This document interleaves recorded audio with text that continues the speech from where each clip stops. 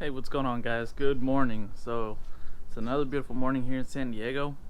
I'm actually gonna head over to Wayne's place and we're gonna try and knock out some more stuff on the red car. So that's probably what we got in store for today. I'm gonna go ahead and start up the Lexus, which is freaking filthy because we just had our yard guy come in here yesterday. All the dew, but I think I'm gonna give you guys a nice cold start. Let you guys hear this thing. So this car is a 5-liter V8, has long tubes and a full Josie exhaust. So hope you guys like it.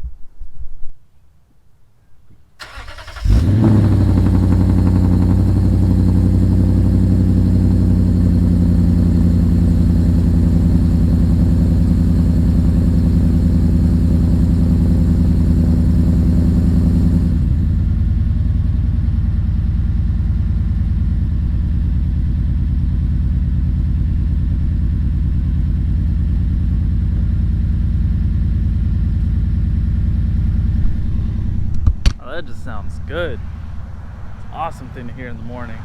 But alright, I'm gonna head over to Wayne's. I'll see you guys there. And we're here. So we're gonna go see what he's got parked up in front. Truck in here. Low rider.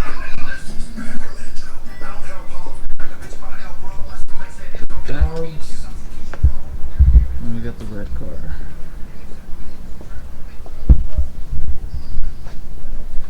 So pretty much sits how we left it. I think I'm gonna go ahead and probably even start wiring this thing up today.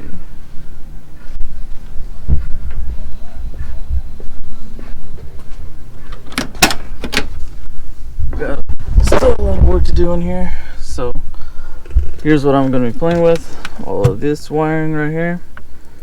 It looks like a lot, but honestly it's 3 wires.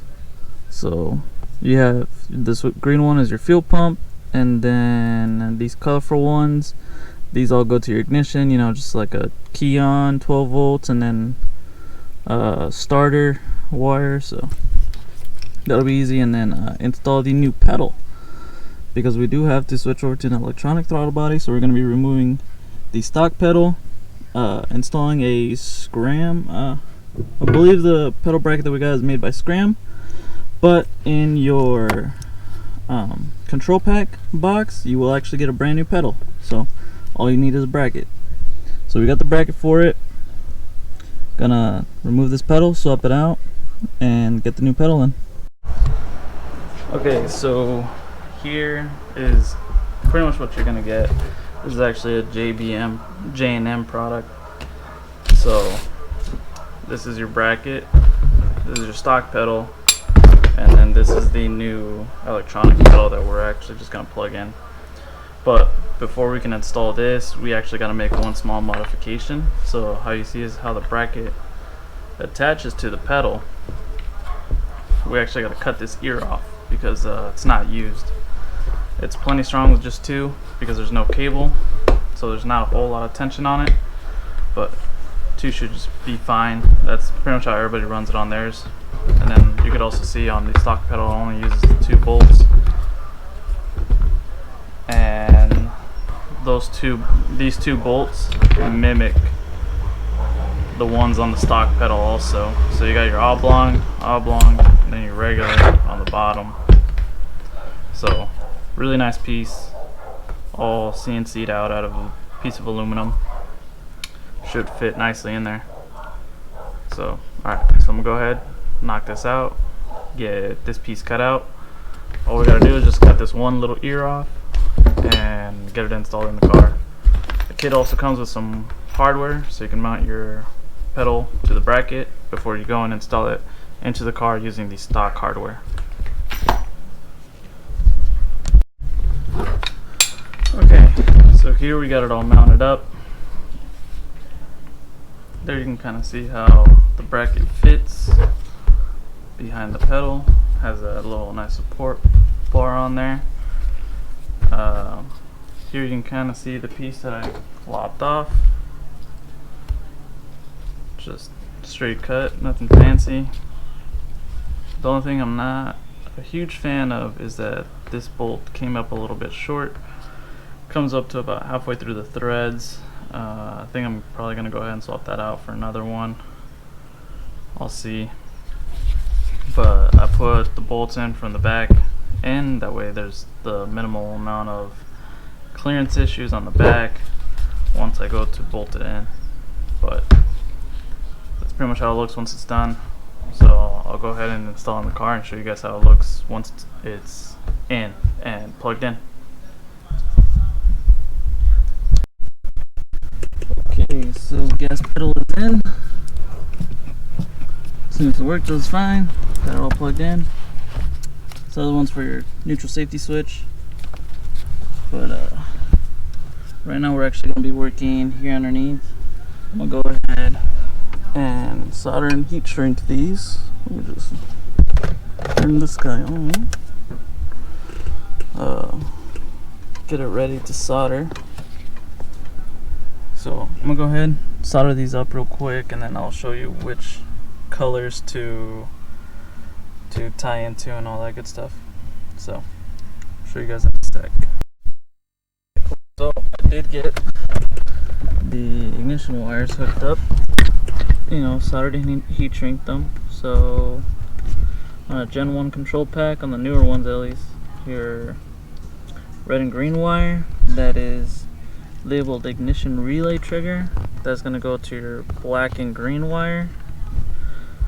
And then you're going to find this pink and white one, or white with the pink stripe, and that's going to go to your red and blue wire, which is starter request. So that means when you're cranking over, this one's getting power, which sends power to the starter. And then while your key's on the on position, this green one gets power, so that makes sure that the ECU is on. So alright, gonna go ahead, button this up, and start to work on the fuel pump. Fuel pump should be easy. Probably just gonna tie it into this harness over here. Should be this green with yellow, but I'll peel up some of the carpet and try and figure it out. So see you guys in a sec. Cool. So fuel pump is wired, soldered and heat shinked to this green with yellow. So that means this guy is now bypassed. The control pack has its own relay. So now the control pack is what's controlling the fuel pump without any interruptions. Alright, so I think for today it's a good stopping point. I just wanted to do just the control pack wiring, just the ignition and the starter and the fuel pump. Just 3 simple wires. Knock that out today. If you're doing this on your own car, I hope this helps, because the way I did it actually still retains the inertia switch. So in case if you ever get in an accident, the inertia switch will still be there to shut off the fuel pump. And also, just pro tip, remember, do your best to solder and heat shrink these wires, because these are your main wires that keep the ECU on and start the starter. So it'll probably prevent major headaches in the future if you just go ahead and solder these now, versus trying to put butt connectors that might fail in the future, especially if it's like some kind of like race car project that is going to see like a lot of vibration or a lot of miles or anything like that. So try and make it as reliable as possible and as safe as possible at the same time. But hopefully tomorrow a couple more parts come in and we can get started on doing the steering and the cooling system, which should be just about it before we can finally put the cold air or the stock cold air on there and finish wiring up the starter. I think that's probably about the last of it, and we should be able to get the car running and possibly driving. Hopefully, we're gonna see if maybe a stock drive shaft works. It was kind of weird. We were looking at our motor mounts and it looked like the motor shifted a little bit further back. So we're gonna also diagnose that and see what's going on with that. But for now, I think that's a pretty good stopping point. comment, like, subscribe if any of this is helping you. I'm gonna try and put out as much helpful tips as I can doing coyote swaps, or just kind of working on fox bodies in general. And also in the future I will be doing some racing with mine. So I'm gonna be doing my best to give you guys as much as like actual real world info, what helps, what doesn't, and kind of try and be the guinea pig for everybody else. So let me know what you like and what you dislike about the video. And again, thanks for watching. Peace out.